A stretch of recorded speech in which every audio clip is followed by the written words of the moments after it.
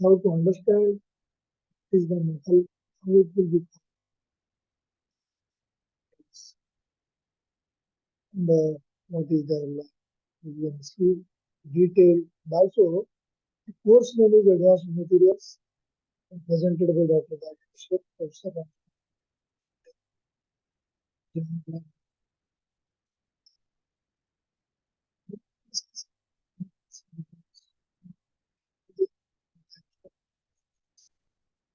Generally, we know that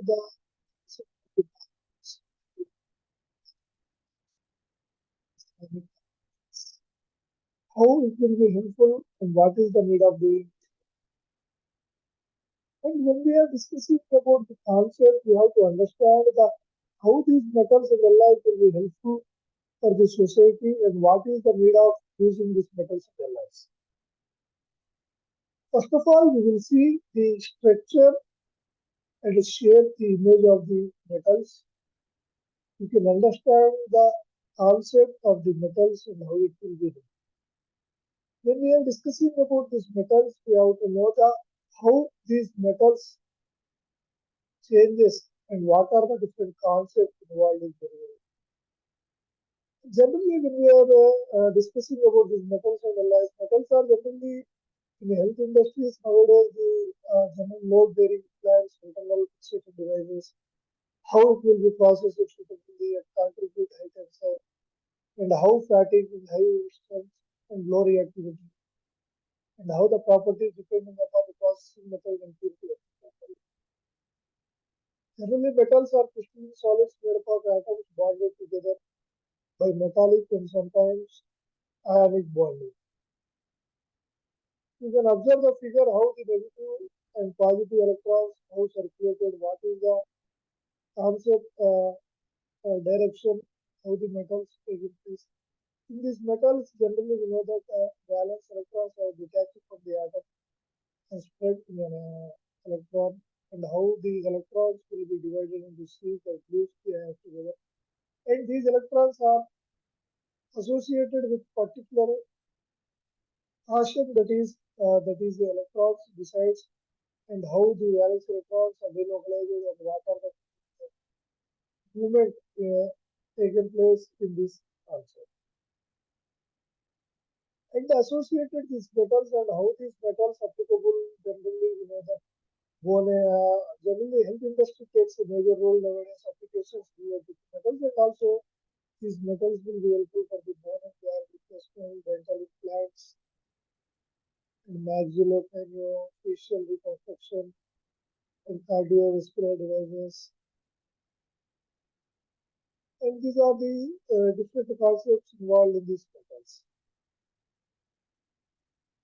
And how these applications like exploropositives and surgical instruments will be helpful. For any applications of the metals or anything will be depends upon the different properties. What are the different properties involved in the metals?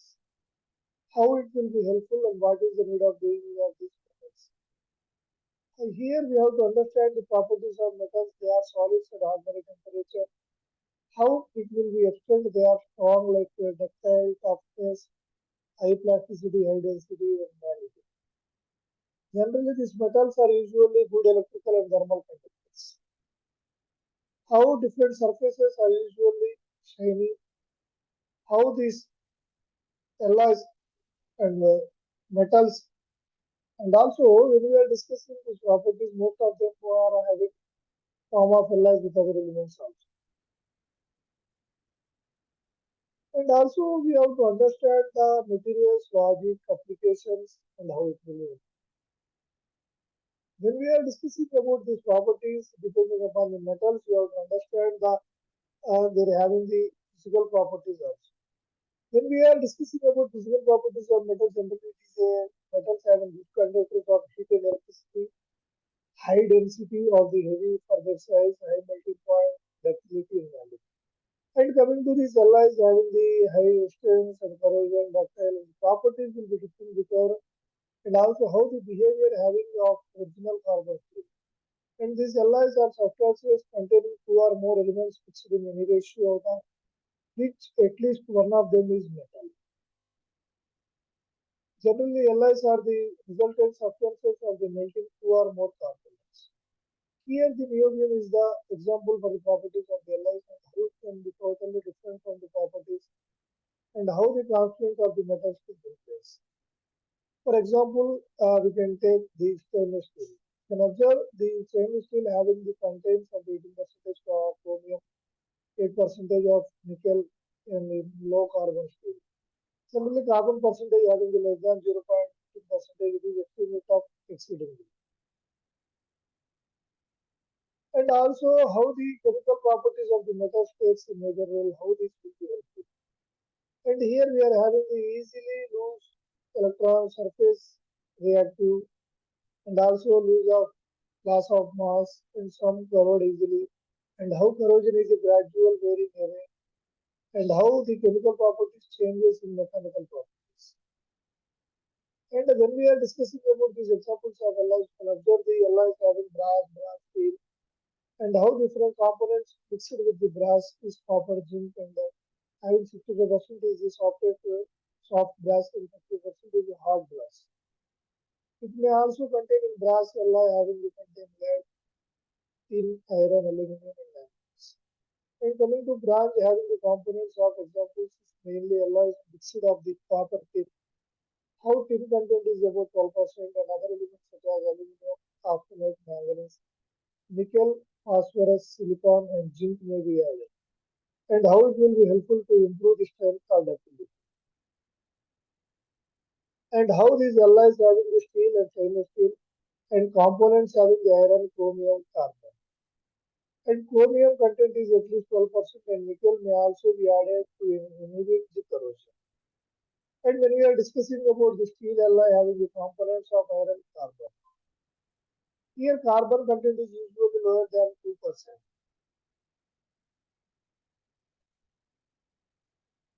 These are the different examples. You know that soldering is the tool and how the mixing of the components of tin lead or steel tool is mixing of the components is iron, carbon, manganese, chromium, tungsten, silicon, vanadium. The steel tool having the carbon content is 0.6% to 1.3%, and other elements vary from 0 to 2%. Coming to solder material having the tin and lead, and tin content is 5 to 70%, and more tin leads to higher shear and tensile. For specialist applications, other elements including different alloys and zinc can be added. And coming to the solder, also having the lead free and also having the components like tin, zinc, copper.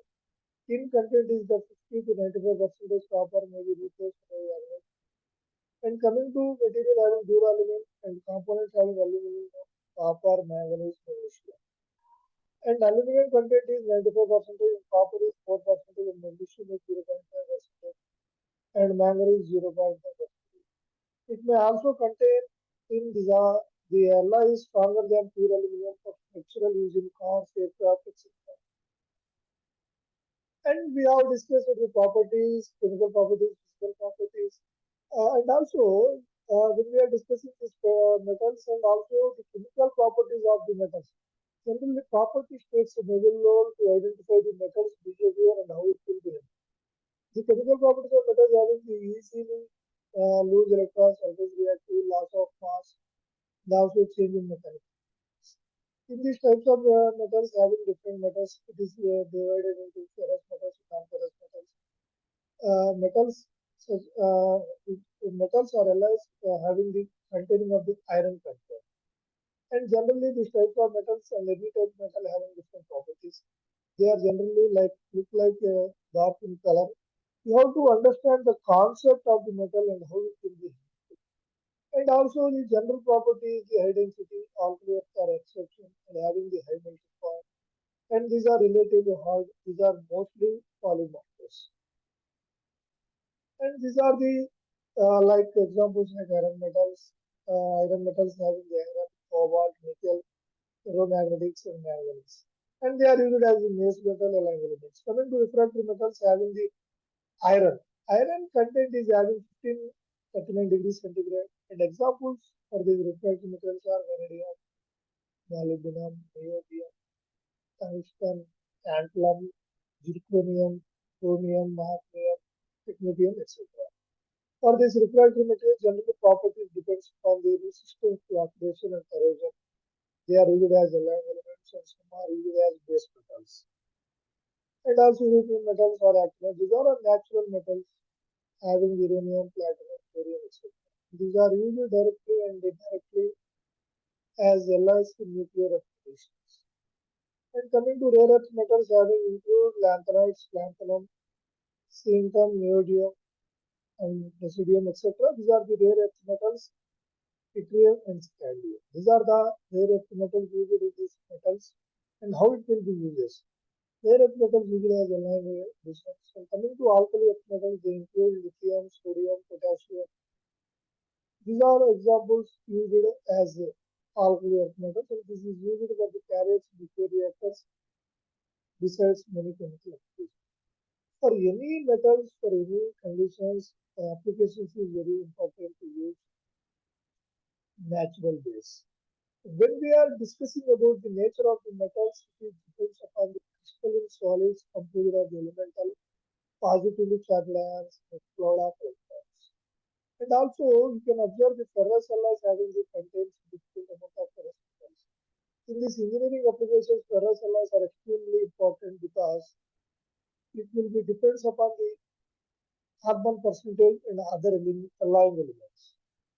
How these alloying elements and carbon percentage takes a major role, and how this grouping will be done, what is the percentage of the carbon present.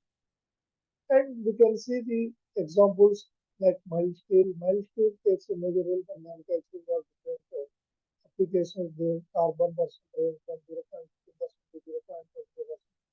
They have good buildability. They are moderately strong. The cost of production is low. And also coming to medium carbon steel, having the carbon per between 0.2 to 0.6%. It is weldability comparatively low by the design. And coming to high carbon steels, having the carbon content between 0.65% to 1.5%, and their weldability is poor. And having the become hard and tough heat treatment.